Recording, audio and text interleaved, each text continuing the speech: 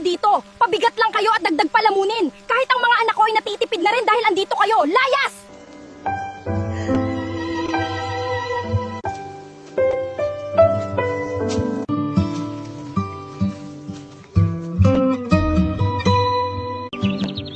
Ate, halika dito. Namumunga na ang ating tanim na gulay. Oo nga, Bunso. Mabuti naman kung ganun. May maibebenta na tayo sa palengke para makapag-ipon tayo ng pera para sa pag-aaral mo sa susunod na pasukan. Ana, pumunta ka sa bahay at hugasan mo ang mga plato. Birthday ngayon ng anak ko. Sige, tita. Susunod po ako sa inyo. Wow naman, nag-ayos ka pa talaga eh. Tagahugas ka lang naman ng plato. Bilisan mo ang paghuhugas, mauubusan ang bisita ko ng plato. Ang bagal-bagal mo.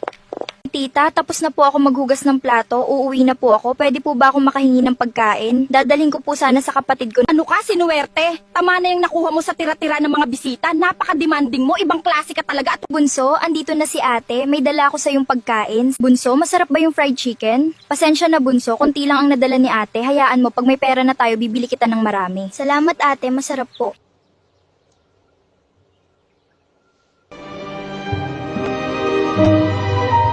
Bunso, gising na. Pupunta tayo sa bahay nila tita. Maglalaba ako. Tulungan mo si ate, ha? Ang dami naman labahan, ate. Kaya ba natin tapusin to? Oo naman, kaya natin to. Basta tulungan tayo. Konting tiyaga lang at matatapos din natin lahat ng to. Bunso, may bibilhin lang ako. Utos ni tita. Dito ka lang, ha? anong ginagawa mo sa damit ng anak ko?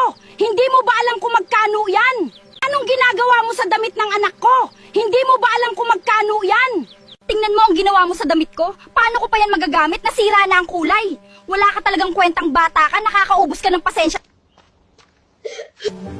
Tita, bakit po? Ano po bang nangyayari? Bakit niyo pinapagalitan ng kapatid ko? Ba't hindi mo tanungin ang kapatid mo?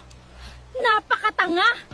Tinira ang damit ng anak ko. Mula sa araw na ito, ayoko nang makita ang pagmumukha nyo natutuntong sa bahay na to. Lumayas kayo dito!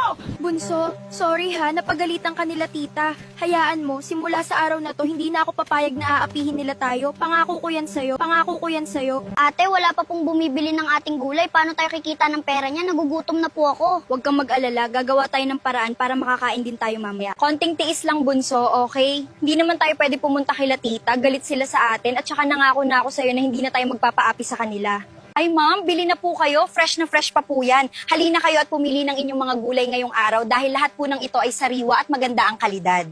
Nakakaaliw naman kayo magkapatid. O sige, bibiling ko na yan lahat. Total, kakailanganin ko naman yan para sa mounting celebration. Ito pala ang address ng bahay ko. Kung wala ka masyadong ginagawa, pumunta kayo sa bahay. Gusto ko kayong tulungan. Ma'am, karangalan po namin ang makapunta sa ganitong bahay at mismo kayo po ang nag-aalok ng tulong sa amin. Siguro ay nagtataka ka kung bakit, pero gusto ko talagang tumulong sa mga taong alam kong nangangailangan ng tulong ko at masaya ako kapag mayroon akong natutulungan. Ang totoo niyan ay nakikita ko sa iyo ang anak ko. Magkamukhang magkamukha kayo, kaya sobrang saya ko na makilala kita. Nasaan na pala ang mga magulang nyo at kayo ang nagbebenta sa palengke? Matagal na pong wala ang mga magulang ko. 7 taon na ang nakakalipas nang naaksidente sila. Simula noon, ako na ang umako sa lahat. Hello? Gusto kong alamin mo ang lahat tungkol sa magkapatid. Kung sino mga magulang nila, gusto kong makasigurado kung tama ang hinala ko. Madam, ito na ang inutos mo. Nandyan po lahat ng sagot sa iyong katanungan. 100% na apo nyo ang dalawa. Sana ay sapat na ang impormasyong ito para sa inyo. Ihanda nyo ang kotse, pupuntahan ko sila. Siguraduhin nyo na handa ang lahat dahil kailangan ko makarating doon agad nang walang anumang aberya sa ating paglalakbad ngayon. Mga apo ko, patawarin niyo si Lola kung ngayon ko lang kayo nahanap. Matagal ko kayong hinanap at ngayon sobrang saya ko, magkakasama na tayo. At alam kong masaya na rin ang mami niyo sa langit. Hindi ko kayo pababayaan, babawi ako sa inyo. Simula ngayon, dito na tayo titira ng magkakasama at ito ang magiging bagong tahanan nating lahat kung saan tayo ay magsisimula ng ating masayang buhay bilang isang pamilya. Magandang umaga, madam. Kamusta po kayo? Sana ay mabuti ang inyong pakiramdam. Ay, madam, paano napunta ang babaeng ito dito? Huwag po kayong basta't magtiwala. Sa bahay nyo, kinuha nyo ba tong katulong? Madam, payo ko lang sa susunod na kumuha kayo ng katulong. Pumili kayo ng mabuting tao. Oo nga pala, gusto ko kayong dumalo sa party mamaya. Hindi kayo pwedeng mawala dahil ipapakilala ko ang apo ko na matagal ko nang hinahanap at inaasa makapanayamang mahal. Napakaganda ng party. Ang swerve naman ng apo ni Madam. Di ba katulong ka dito? Pwede bang kuhaan mo kami ng juice? Gusto kong uminom nun. Tita, eto na po ang juices ninyo. Pwede bang wag mo akong tawagin tita? Nakakahiya sa mga bisita dito. Baka sabihin nila may pamangkin akong katulong. Ma'am, bakit po kayo nandito at bakit kayo ang gumagawa niya? Hinahanap ni Madam magsimula na ang party, kailangan nyo ng bis. Ngayong gabi, ipakikilala ko na ang aking mga nawawalang apo. Ana, at Andrew. Hindi ito maaari. Sila? Mga tagapagmana? Impossible!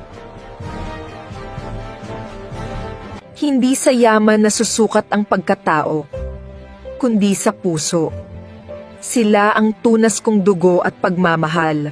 Tara na anak, hindi ko ito matatanggap. Ako rin mama, hindi pa tayo tapos. Tingnan natin. Ang galit at inggit ay maaaring magbulag sa isip. Ngunit sa huli, A few moments later. Hindi ako papayag, hahanapan ko sila ng butas. Ano pong gagawin natin, Mama? Dayain natin ang katotohanan.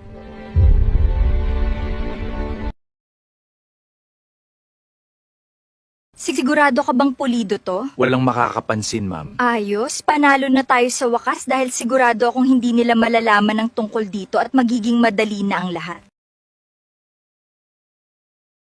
Narito ang katibayan, iba ang pangalan at apelido nila. Malabong sila ang tunay mong apo. Ang panlilin lang ay maaaring magdala ng pansamantalang tagumpay, ngunit ang katotohanan ay laging lilitaw sa tamang panahon.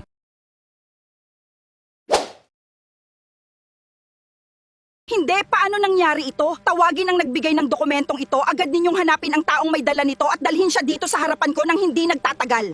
Ma'am, totoo po ang sinasabi ng tita nila, hindi po sila ang tunay ninyong apo. Sabi ko na nga ba, ang lahat ng ito ay isang malaking kasinungalingan. Ana, Andrew, pati kayo, kailangan nating pag-usapan ito sa opisina ko. Lola, hindi po ito totoo. Ate, Sa gitna ng kasinungalingan, mahalagang manatiling matatag sa katotohanan. Hindi sapat ang mga papeles, kailangan natin ng katotohanan. Ipapa-DNA test ko ang magkapatid. Ang mahalaga ay malaman natin ang tunay na katayuang Sa wakas, lalabas din ang katotohanan. Hindi pwede. Sandali lang to para sa katotohanan. Ate, okay lang to, di ba? Oo, lalabas din ang totoo. siguraduhin mong pulido ang trabaho, walang sablay, naiintindihan mo ba? Siguraduhin mong pulido ang trabaho, walang sablay, naiintindihan mo ba? May utos ang tita, palitan mo ang resulta ng DNA test. Malaki ang kapalit nito. Ako, pag-iisipan ko. Hindi pa ito tapos. Gagawa tayo ng paraan para tuluyan silang mawala. Ano pong plano, Mama? Isisisi natin sa kanila ang lahat ng ating mga problema. Tingnan natin kung paano ka makakalusot dito, Ana, dahil sa oras na ito, hindi mo na matatakasan ang mga bunga ng iyong sariling mga maling desisyon sa buhay. Halilikan na, kumain na tayo. Kailangan ninyong magpahinga. Salamat po, Lola. Ang daming pagkain. Ang sarap po. Kumain ka pa, Apo. Salamat po sa pag-aalaga, Lola. Nakakatuwa na magkakasama tayong lahat ngayong gabi para sa ganitong masarap at espesyal na handaan. Magpakasaya ka ngayon, hindi magtatagal yan. Hintayin lang natin, Mama, darating din ang tamang panahon para sa atin at makukuha rin natin ang nararapat na para sa atin. Hindi pa ito tapos. Gagawa tayo ng paraan para tuluyan silang mawala. Ito na ang katotohanan na matagal ko nang hinahanap sa aking buhay at ngayon ay handa na akong harapin ang anumang resulta na nakasaad sa dokumentong hawak ko. Negative, hindi kayo kadugo. Hindi po pwedeng mangyari ito. Ate, Sabi ko na nga ba, tapos na kayo. Panalo na tayo, Mama. Sa wakas ay nakuha na natin ang ating matagal ng minimiting tagumpay laban sa kanila. A few moments later. Bakit bukas ito? Parang may nawawala. Nasaan ang laman ng kahon na ito? Sino ang kumuha ng mga alahas na nakatago sa loob ng silid na ito? Ma'am, bukas po ang lagayan ng alahas at parang may nawawala. ano, halika, tingnan natin agad ang kinalalagyan yan para masiguro nating walang nakuha sa atin. Hindi maaari, may nawawala. May kumuha nito, hindi ito basta nawala lamang. Kailangan kong malaman kung sino ang pumasok dito at kumuha ng aking mahalagang mga alahas. Sino ang kumuha ng mga alahas? Umamin na kayo! Walang aamin. Kung ganuin, halughugin ang buong bahay. Opo, ma'am. Masusunod po ang inyong utos at magsisimula na kaming maghanap sa bawat sulok ng mansyon ng mabilisan at maigi. Dito muna ako titingin. Kailangan kong makasiguro na walang ibang nakakakita sa akin habang sinusubukan kong buksan ang pintong ito at tingnan kung ano ang nasa loob ng silid. Bakit ganito? Hindi ito totoo. Ate, huwag ka nang umiyak. Ma'am Ana, pwede po bang pumasok? Sino yan? Sandali lang. Kailangan ko muna ayusin ang sarili ko bago ka pumasok dito sa loob. Pasensya na. Bakit? Ano po ang kailangan? Pinag-uutos po na hanapin ang nawawalang alahas. Ha? Alahas? Ano ang ibig niyong sabihin na nawawala ang mga alahas na yon? Pasensya na po. Kailangan po naming maghanap. Wala po kaming kinalaman dyan. Binalaan ko na po kayo, madam, huwag basta-basta magpapasok sa mansion ninyo. Dapat po ay mas naging mapanuri kayo sa mga taong hinahayaan ninyong makalapit sa inyo at sa inyong tahanan.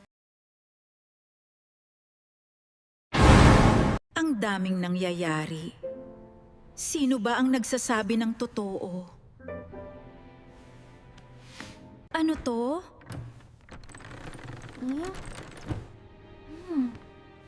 Kailangan itong tingnan.